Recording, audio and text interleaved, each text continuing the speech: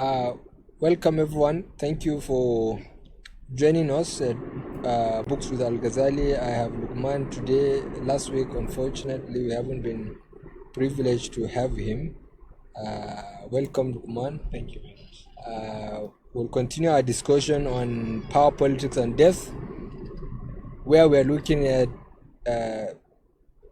Shogun Adeni's insider perspective on some of the major themes in Nigeria's political evolution, especially as it played out under the tenure of late President Umaru Musa Yar'Adua. And today we will be looking at the 8th chapter, in which Segun gave us account of what President Yar'Adua had planned to do with the way in which elections were organized in the country, his own thoughts of the elections that brought him into power, and how some power brokers in the country at party levels, those who penetrated into political offices, and how politicized government officials play to the gallery of the Nigerian politics, or how they turned the Nigerian politics and the Nigerian state into a gallery and run it as a play, trying to force upon the country their whims and caprices, how important institutions of state such as the Nigerian military, the Nigerian police force, the Nigerian electoral body INEC, and other important instruments of state were converted to personal use, especially to dictate the course of politics, the outcome of elections, and so on. Now, in this work, in this chapter, Shaun tried to summarize for the reader what it was like for a president to come through a crooked electoral system, what it felt like to Yar'Adua to be a product of an obviously flawed, faulty, rigged election, and what pressure Yar'Adua had to deal with from those who are top government functionaries, party members, to influence things that were truly policy issues, issues that will affect in the long term the Nigerian political space, issues that policies that are at the heart of one of the most important rudiments of democracy, and so on. He raised an important episode which he thought could be a barometer, could be a litmus test to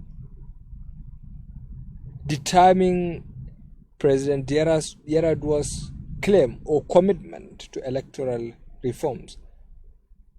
That was the story of Ekiti elections, when PDP and AC, the Action Congress, slogged it out in the gubernatorial election in 2008, with the election running into a second turn, into a rerun, and with the PDP lagging behind with an interval of 10,000 votes. That episode was a defining moment, according to Seun, for President Yar'Adwa's planned electoral reform. In it, he described the pressure on the president by many people who wanted the president to, one, dictate to the electoral body who wins the election, two, to deploy troops to ensure that the PDP forms the government, and how the president stood his ground. So that is, to me, a summary of that chapter. Of course, perhaps there was also another very important part in the chapter, which was about the 2007 presidential election and the judgment given by the Supreme Court about the case filed by then contestant Muhammadu Buhari, and what Yar'Adua himself had admitted about the election, and what Yar'Adua sought to do in reforming the process. Yar'Adua had formed a committee. Almost immediately he was sworn in, I think 5 months, February 2008, or rather January, I think one of the two, in which he invited party leaders, political parties, stakeholders in the electoral body, INEC,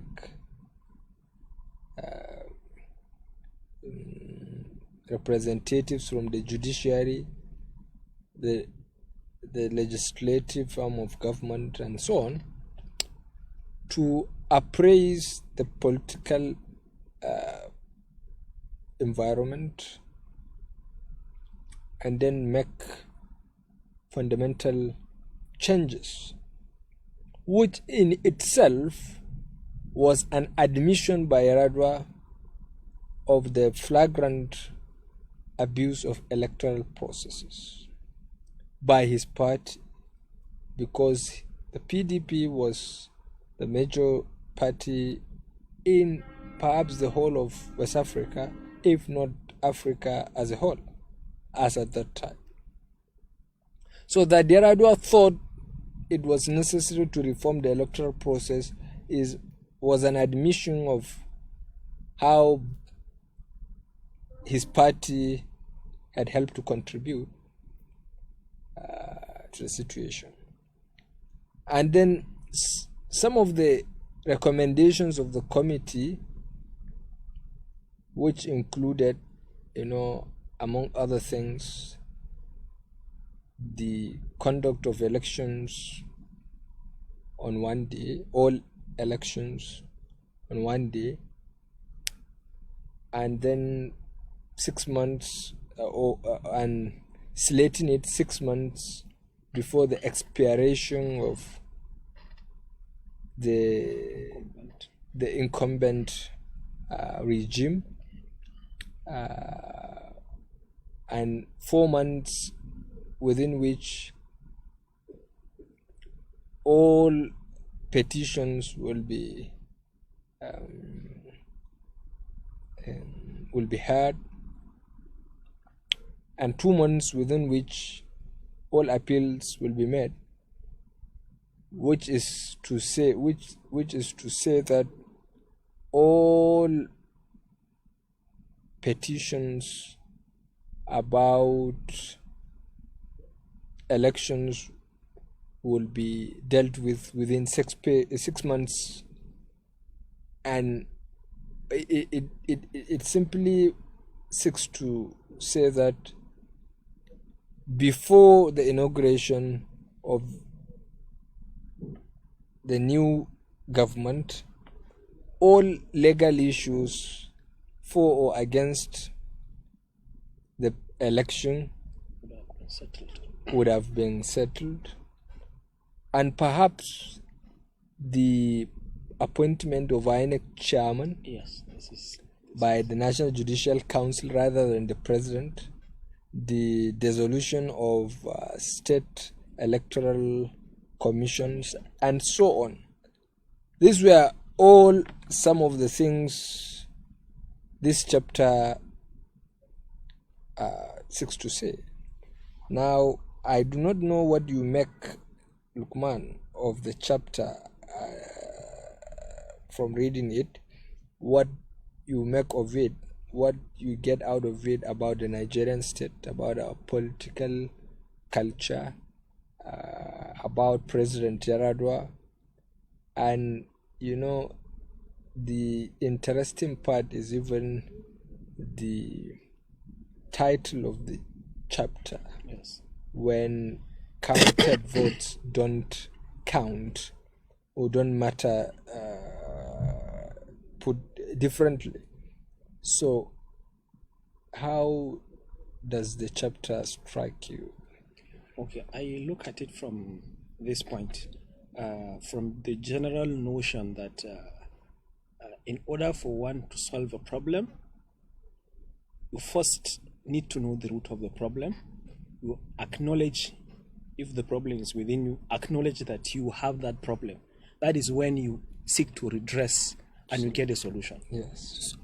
As much or as long as you ignore the problems within you, all solutions you bring are going to be just ad hoc solutions. They are not going to be sustainable. So I think Yaradua made that very bold move to acknowledge that the electoral process that brought him to power was very flawed. As Shegun Adeni explained in this chapter, that just months after his getting into office, he summoned all the party members and the judicial council, and he confessed to them. He had a very honest discussion with them that this is what is actually happening. This is what our party does. We all know it. And because it's something that they all know it, but for him as the leader to acknowledge to them, he sort of be like should I say leading by action. Yeah. Since he said it as the president, it would be easier for all of them to acknowledge that. Yes. And since they all acknowledge this is what the problem, and they honestly discussed it, and that made the root, or should I, the basis of solution to bringing the electoral process. Yes. Okay. I used to listen to people who wonder why President Yaradua didn't then say that, okay, as a matter of honor, this election is flawed and I am vacating my office as the president, since I know too well that he was brought through a flawed process. The only thing is that I think the context of this is a chapter we reviewed in the past between the law of man, God and law of man. Yes. Yaradua knew too well that the election was flawed. Yes. But now Yaradua had excuse. The case is already in the court. Yes. Now, even if Yaradua knew that, he still has an excuse to say that, look, yeah, I have admitted that election is flawed, but then the case is in the court. Yes. and now the court had struck, thrown the case out because of some technicalities. Yes. The decision was even political, to say that, well, what it says, that the Supreme Court seeks to say that, we're looking at the cost of organizing another election and so on, it was better that, Just leave it the way yeah. it is. But not only that, to say that, okay, yeah, ANPP or President Buhari, your allegations, your charges are of course Valid. but we then- cannot establish how those points affected the course of the election. Yes. We cannot establish the impact of these flaws on the result. Yes, there were flaws. Yes, quite all right. Yes. But how the flaws relate to the actual affected results. the result, Yes. cannot be substantiated. Yes. If you say that, yes, there were underage voting, for instance, how did underage voting, what percentage of the votes are underage, are from underage voters, such that we can, for instance, say that, okay, this vote could be cancelled. Yes, and then it's going to be And then it recalculated. Yes. If you say that ballot papers are forged, or some in certain areas elections did not hold, give us the number of forged results. Yes. Or forged ballot papers, so that we can know the number of people. And then if they are forged, who forged it? Yes. How did that forging come through which party? Is it your party who forged? Yes, we agree that it's forged. Yeah, they are forged. Yeah, they are forged. Yeah, but what if it was forged by your party? Yes. Because we cannot tell by just merely seeing the forged the culprit. Yeah, except perhaps if we get the ballot papers and then, for instance, see that they voted for PDP. Now we will say, we can suppose that, yes, most probably we can assume that, yeah, probably PDP did that. Yes. But what if NPP did that to discredit PDP?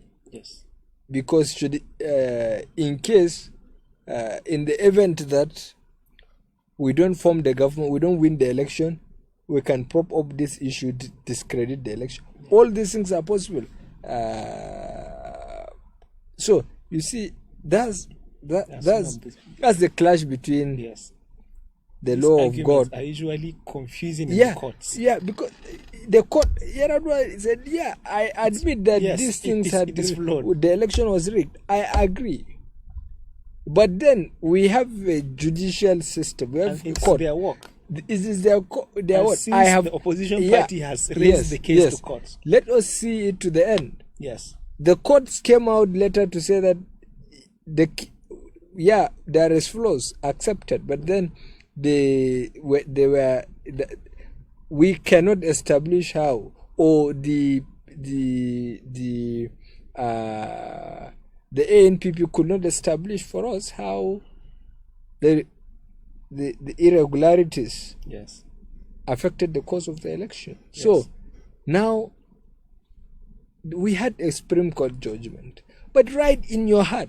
Yes, because the courts do not deal with emotions. Yes, they deal with arguments and facts brought before the court. Yeah. So this is sometimes a contradiction. Yes. Ordinarily, when you know in your heart that it is flawed, regardless of the outcome of the Supreme Court Yes. judgment. In this country, we had a family, I read in the news, or I saw an advert of a family Yes. paying back government the total sum of what was paid to their father based on a will he had left, that when he was at work, there were instances he didn't go to work because of health conditions. And as a result of that, he believes that he did not deserve that payment. He gave an instruction that they should pay it back, which they did. Yes. Now that is the law of God, Yes. which one connects to at the divine level. Yes. Now, ordinarily, if you say, okay, let's take this matter to the court, let the court interpret decide. that. Yes. I'm sick and so on, am I supposed? And the court said that, look, your organization did not establish any misconduct against you. That if you are sick, you do not deserve that pay. Yes, so we don't see how you don't deserve that pay. Yes. And we cannot, for instance, calculate exactly the percentage of what you. So because of these technical issues, this case lacks merit. This money belongs to just go ahead. Just go. Yes. So where the clash between God and yeah. But now the other thing is, okay, even Yaradua himself, the point is clear that it was certain that even if the elections were manipulated, Yaradua would have still won the election. If you take out all the irregularities, yes, Yaradua would have still won the election because most of the states were governed by the PDP. The ANPP is in few states, probably Borno, Yobe, Bauchi, and I think a few other states, most probably Shakarau in Kano, most probably, and then Shakarau, and you can count the number of states under ANPP. Now this affects this had affected the ANPP greatly. Yes. Much more than the region. So Yaradua himself cannot establish whether he would have won the election without but he thinks he would still have won. Yes. Yeah, because just to clear his conscience, he admitted that the process was flawed. Yes. So accepting that the process is flawed is different from saying that I lost the election. Yes, exactly. I think there's a better context. And then even Sewin gave a very important explanation to some of the things, and I could remember very well some of the things that had happened. There were major organizational setbacks which propped up at the eve of the election. Ballot papers were printed out with certain parties excluded. Yes. And logistics is a difficult thing in Nigeria. Yes. You could remember in 2019 or so, INEC had to shift by 2 weeks an election it had given a date for nearly a year earlier on account of logistics, that election materials were not distributed across the country. So logistics still remain a major problem, and you can imagine the situation then if in 2019 we still have a case like that. And now you see even the timetable INEC publishes for elections, it takes a lot of energy. That's one thing. Look, man, we're always discussing how governance is in this program. it is not like the INEC chairman just drafts the date of this thing and then gives it to the secretariat, go and type this and then publish it. No. A lot of energy goes into it. You have to sit down with the contractor, see how many days will it take you to produce these materials. So number. No. See, Mr. Chairman, it is too early to contract this out. The point is that we haven't yet gotten the exact number of registered voters. Exactly. A registration is going. So let's wait until we know, so that we should produce materials based on the number of registered voters. Okay, great, fine. Okay, but that one too is not only the case. There is still some time for registration of new parties, or some parties have just registered. We have to see in which elections they have candidates, and so things like that. Yes. So after that, you sit down with contractors. This is the number of ballot papers we want. Can you produce them from so? When? How long will it take you to produce them? Now, after that, you come up to talk about distributing them. Now we have new polling units. How do you get them to those polling units? Within what time? All these factors have to be looked at before you determine the date of an election. So it requires a lot of organizational effort. So when elections go wrongly, you don't just blame it on the on politicians alone or their desire to compromise the exercise. No.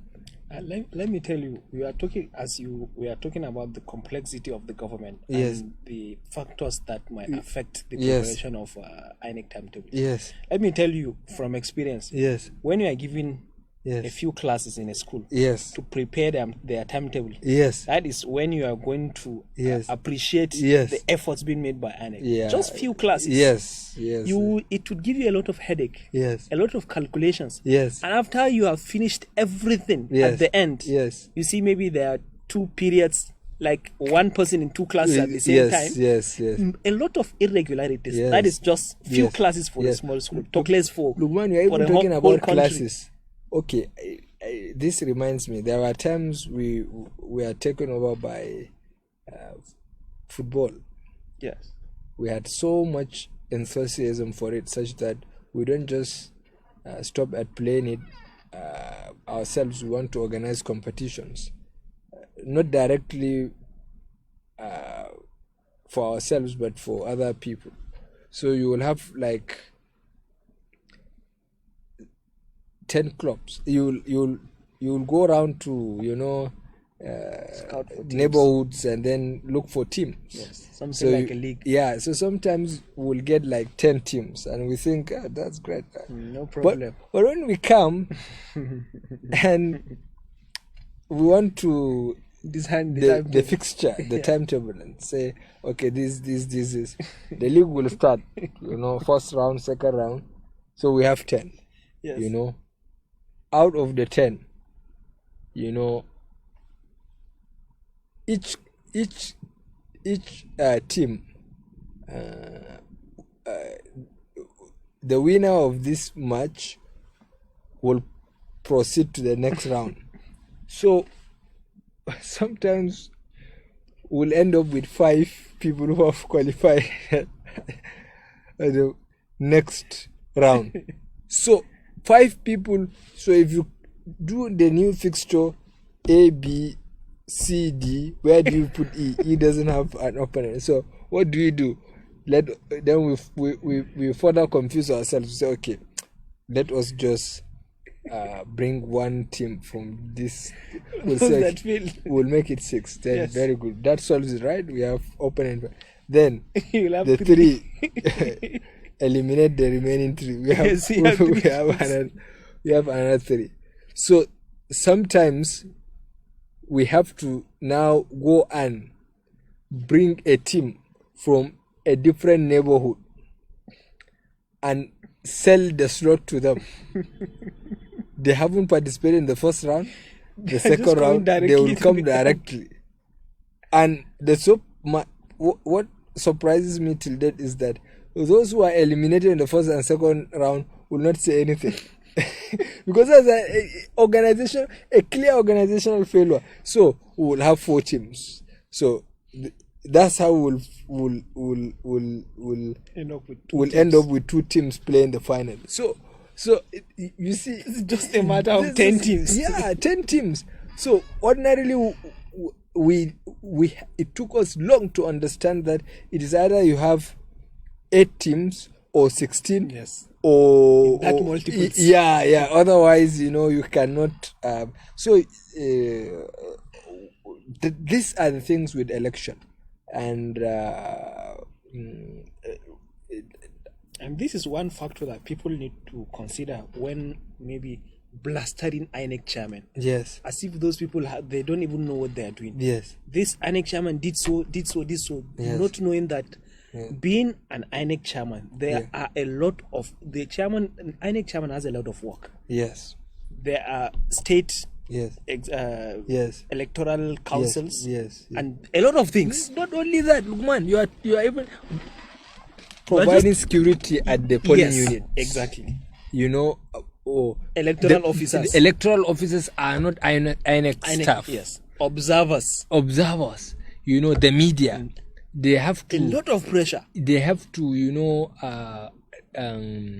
it is their job to, what do you call it? To accredit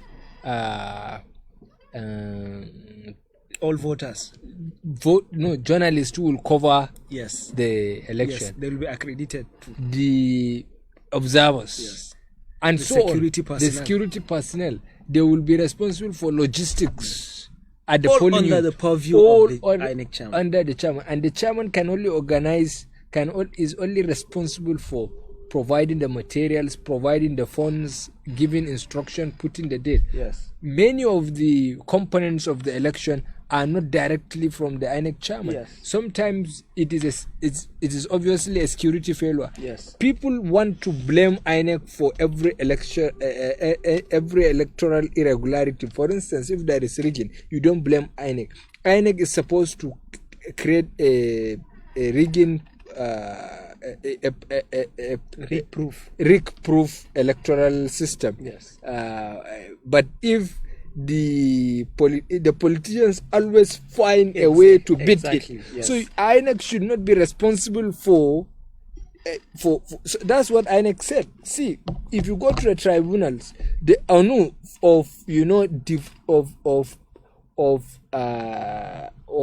establishing an electoral fraud is on you, the petitioner, not us. Yes. As long our duty is to provide the materials. And we did that. And the electoral framework is approved for by the government. So we are working with a system that the government has approved by itself. Yes. If the politicians found a way to beat it, it is not our responsibility. Yes. It's on you to establish that. Yes. We have certain provisions. Yes.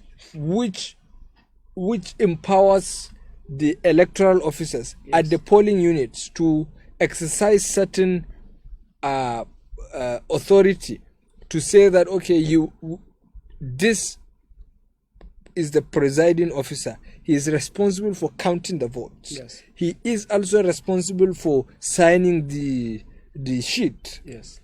And if he finds that there are they have to define certain criteria for a valid and invalid polling unit ballot. If that particular incident is outside that criteria, they are largely their hands are tied. They cannot do anything. Exactly. So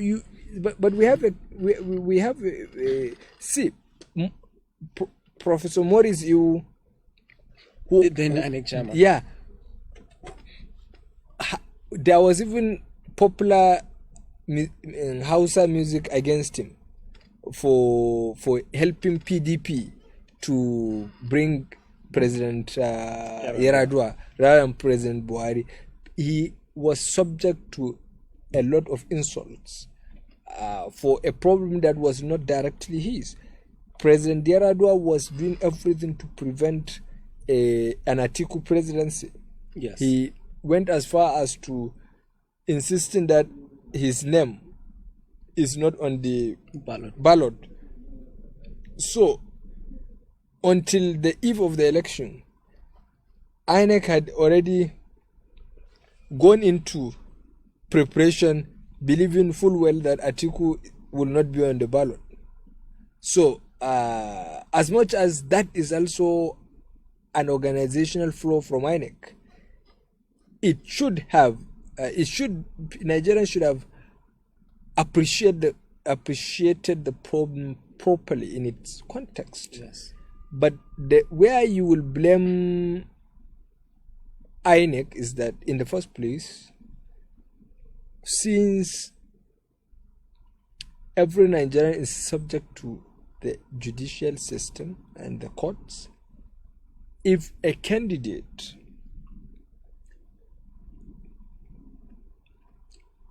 has expressed interest to run for an office, he wins his party's primary, then, since all you do on the ballot is to list the name of parties, not the name of the contestants, then they should have gone ahead to produce ballot papers with the AC on the ballot. On the ballot, yes. That they did not, that INEC did not, leaves a question mark on their interest, on what exactly was their interest in the election. So these were some of the issues, but Nigerians must understand that the business of governance is not a tea party affair. Yes, it is yes, a complex, yes, very complex. It is determined by a lot of factors, many of them external. Yes. You know, now what is the security of ballot papers? It has to be produced under confidentiality. Probably it will be produced elsewhere outside the country where nobody knows, because produce it in UTC in Abuja, or Ibadan, or any printing Nigerian press. printing press. It will be forged. It will be forged before you know. Yes. The same contractors will be the ones to go and say that Nigerians like to brag, even for bragging sex. I will say, ballot papers, you know. And before you know, be a kind of credibility to his name. Yes, before you know, so you have to do it under strict secrecy. You have to examine the contractors who will be committed to his words or her words, and so on. So Nigeria governance is complex. You cannot be at the comfort of your office with the provision of laptop and internet data, which is also, of course, all thanks to the government, and be writing rubbish about how you head your country. Yes. It's just simply, if you don't like your country, leave the country and go elsewhere. Go elsewhere and be begging for citizenship. Yes. After 1, 2, 3 years of struggle, you will be granted the citizenship, and then there you'll be treated as a second-class citizen. Be treated as a first-class citizen. Be the president if you want. At least it's better for you. You save the country from perpetual uselessness, yes. Because that is you are not adding any value. Of course, government has been working on so many issues. You think you are the most important person in the country, and you come out to say that this government is useless. what is organization? You see, when you look at Nigeria, Nigeria is evolving. People don't understand that Nigeria is evolving. We are evolving. Yes. Civilizations are like human beings. They grow. Yes. They grow with experience. Yes. They become wiser. Yes. And so on. The older the civilization, the wiser it is. The more it has the ability to deal with its problem. This is true of Nigeria. We have been, now in 2000, people were very much okay with extreme narratives, religious narratives. The sentiments about religion were everywhere. People listened and followed extremists and fanatics. Yes. People buy CDs and of preaching made by people who are obviously nursing terrorist ambitions. Yes. And so on. As a country, even people who were educated did not see in between the lines. We consume those information. Many young people consume it. Not too long after, Boko Haram emerged. So now we are much wiser. Yes. We could easily detect these things right from the very beginning. Yes. But so we are now, in the last 10 years, or rather the last 7 years, we have seen to a large extent what an individual called a president can do. Yes. So we are wiser. It helps us to now understand our expectation, to review our expectations from the government. Yes. So this is typical of human civilization. We are evolving. Nigerians must therefore begin to understand the operationalization of power. It's not like something you do by way of... You see, people in position of power sometimes work the hardest. Exactly. They spend the most time. They put the most effort in the most organizational effort and commitment. Yes. To carrying out national assignments. If it goes wrong, people will assume that everything is wrong. Whereas what we consider from outside as a problem is a big success. Because sometimes governance is about how you can bring out the best of a very bad situation. So this is what... So if you don't understand what limitations exist for those in power, what they can do and what they cannot, the inherent, internal, judicial, political, cultural and ethnic and international or political limitations leaders have to have in carrying out their responsibilities, everyday responsibilities, you will continue to just talk about rubbish. Yes. And we have now legitimized for ourselves the art or the aberration of being we have made legitimate this indiscipline of openly insulting our country. I think we should treat some of this as an act of treason against the Nigerian state. Yes. Yes. Democracy should have limitations.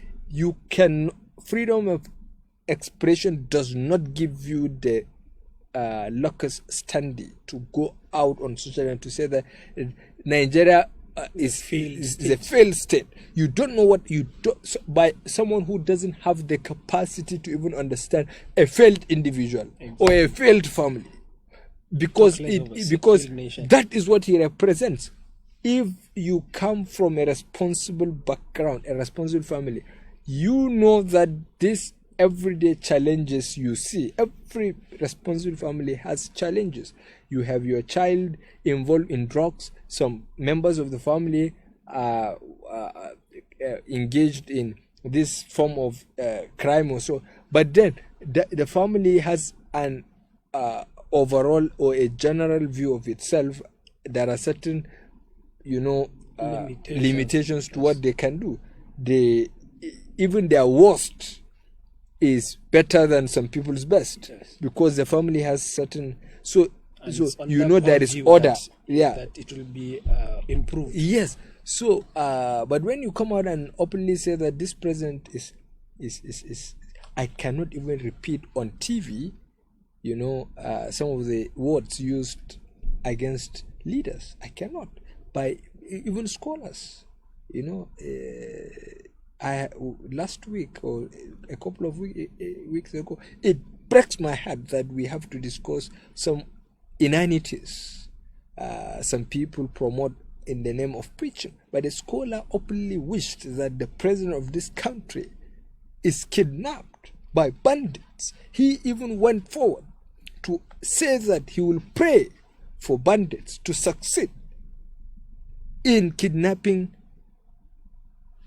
a sitting president of Nigeria, not even an enemy state. You don't pray for these things. People don't understand the implication of any major political anarchy in a country like Nigeria. The world cannot afford Nigeria in anarchy. This is a population of 200 million plus and still counting. The population is growing geometrically. The number is just growing like a wildfire. Now, with a political anarchy in the country, there will be mass exodus. Many people will move out. Europe will not be safe. The rest of Africa will not be safe. Will disrupt a lot of things in the world. They will take over Europe. Yes. It is in the interest of the world that a country like Nigeria remains intact. Yes. So people wish that people would pray that the president is kidnapped. If you kidnap the president of a country, you can never ever move on this earth with your head high, because you come from a civilization that no matter how irresponsible the president is, if your president is kidnapped, it speaks more about the whole of you as a civilization. And should terrorists take over, it means that the country will be left in a state of confusion. You don't know who. See, in this book, VIII had given us an idea of what it means to live without a president for a day. So if terrorists take over, who will give instructions? Complete anarchy. Even in 1966, when the coup took place and the whereabouts of the prime minister wasn't known, the ministers immediately nominated Waziri Ibrahim, who no, not Waziri Ibrahim, Dabcharima, to become the acting prime minister, because they could not afford that vacuum. It's not possible It's to have impossible. no one giving orders as instructions.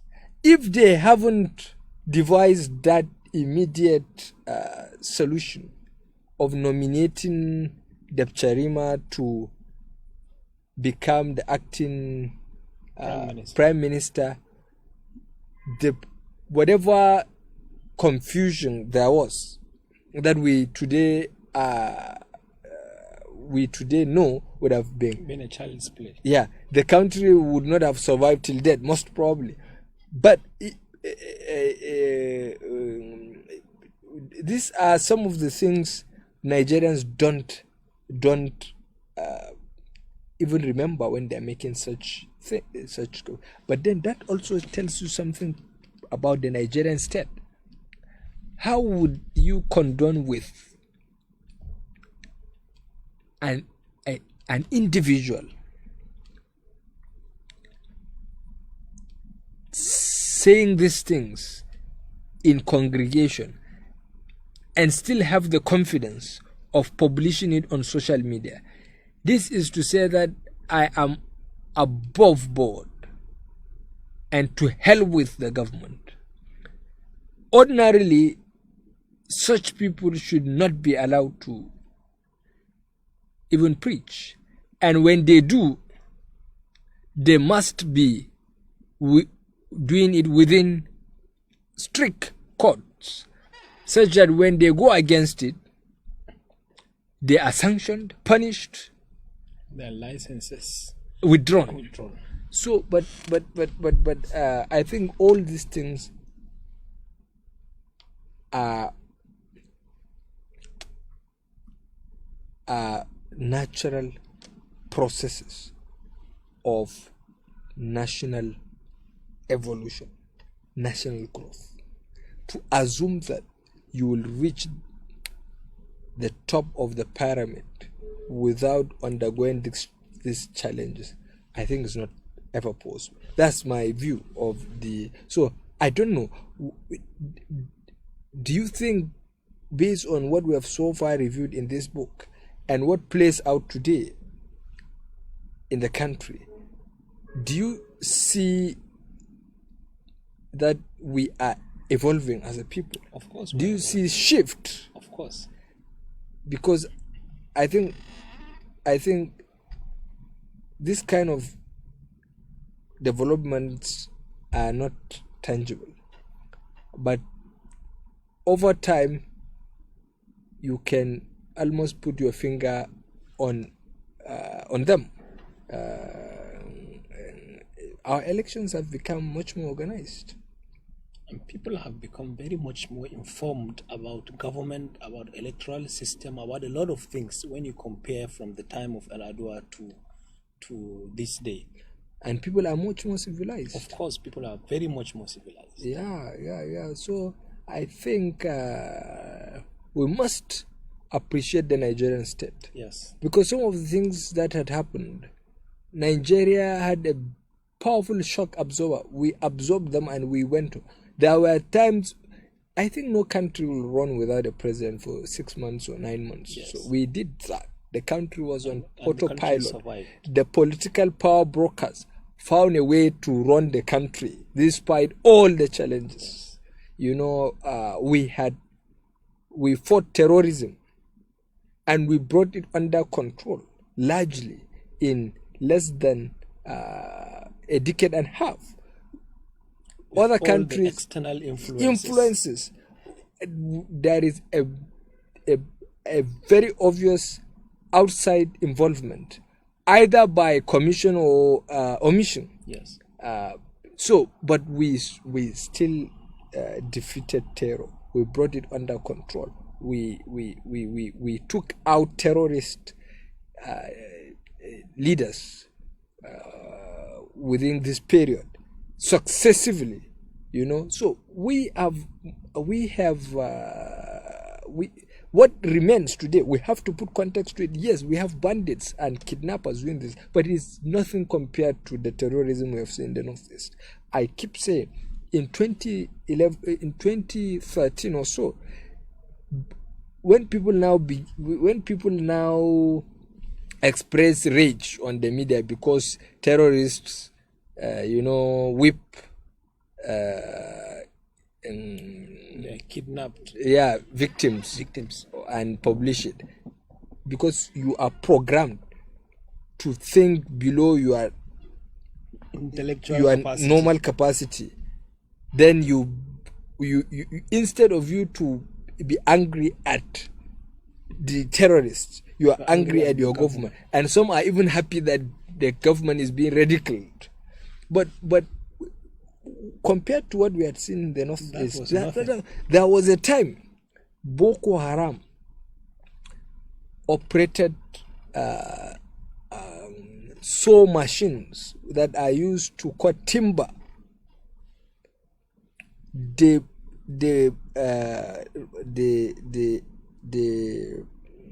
had a roadblock along Maiduguri, Damaturu, around Benishek, and made sure they slaughtered over 300 people. They will cut you into two by your torso and then throw one part. So they have a team that takes one part, the other takes the other part.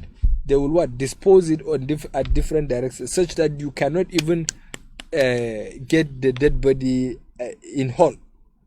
300 plus. And what happened? Most of these travelers who they killed were coming back from what? From Damaturu, where they went to speak on telephone.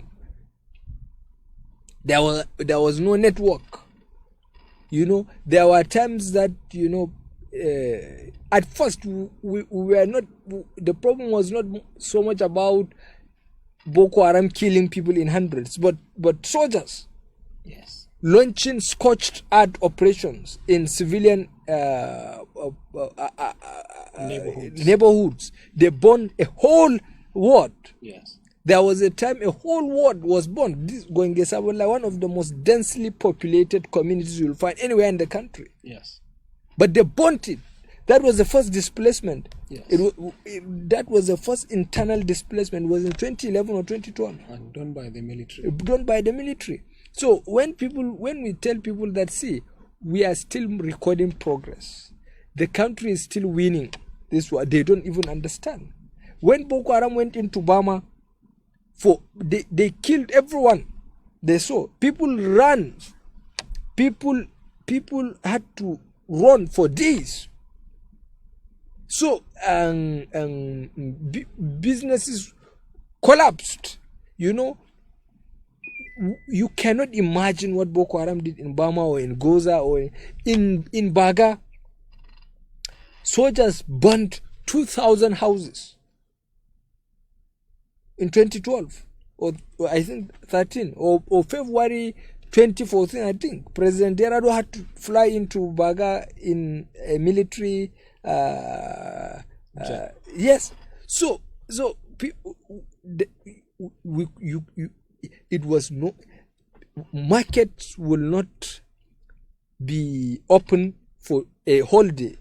When they open, chances are that they will be closed midway because of a bomb incident. You don't even know the election, but it was only wiser for you to run back home, because it could be back home, it will be on your way home, it could be right in the market, you could be a victim. Parents, it was normal if you are a child, it was even a big problem for parents who have male children. If they don't come home 5-6 o'clock, the next thing parents think about is to go to hospitals and check the mortuaries. Most probably they will find the dead bodies of their children.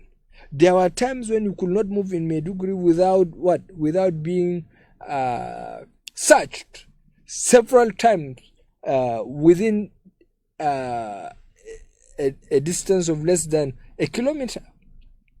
You have to dismount from your car. All the passengers get down and walk for many meters before they get back. Your hands held up. Your hands held up. Sometimes if you wear kaftan, they will insist that you raise it up. And for women wearing hijab. Yes, it is something else. People had to be cutting off their beards completely. Marriages could not be held because the few marriages that had taken place, they had to be conducted because the parent of the girl are afraid that the groom might be a Boko Haram member. If he refuses to give out his daughter, all of them will be killed. And then he is not safe even if he did that, because most probably if he is Boko Haram, then they are going to give birth to Boko Haram, and you are still not safe. Your daughter in the hands of a terrorist. Yes. We have seen hell. Look, man, And we have when passed all you that. when you go to sleep, it is only normal that midway troops will come and what, and search your house, assemble everyone on the street 3 o'clock to looking House for to house house to search. house. So we have whatever you see today, we are a lot better than we were. Yes. And we will get even better. We'll go beyond these things. And I keep saying that by the time we put all these terrorist activities behind us, we would have the best military in the world. Yes. We will have the most skilled security operatives, and I do not think we would ever go through the same thing. We will even provide the world with the resources to deal with similar problems. So I think Nigeria is evolving, and when you look at this work and compare it with the current state of affairs, there is a lot to be thankful for, and I think it is a call for more commitment to the Nigerian state. And we must, as a people, know more about our country. We must be able to place ourselves in the evolutionary process of our country, so that we appreciate the little progresses we are making, so that we contribute to this progress, so that we stand against everything that, anything whatsoever, from whosoever, that is capable of jeopardizing the continued evolution of the Nigerian state. I think beyond all other things, this work is, and this review in particular, is supposed to be seen as an effort to reawaken Nigerians about the greatness that this country represents. And I think as we go into the book and many others in the future, it will only help to bring out some of these things for which we should be grateful and proud as a people. So thank you very much for being part of this week's edition. We are grateful, myself and Lukman and the entire crew of Books with Al-Gazali. We'll continue next week, where we'll look at the 9th chapter, which is on Yar'Adua's foreign policy and how the rest of the world see Nigeria under President Umaru Musa Yar'Adua. May God rest his soul, and all other past leaders of the country, and may God energize our present-day leaders to be able to discharge their responsibilities, and then as we go into another elections, may God provide the country with committed leaders who will take the baton forward. Thank you very much. See you next week.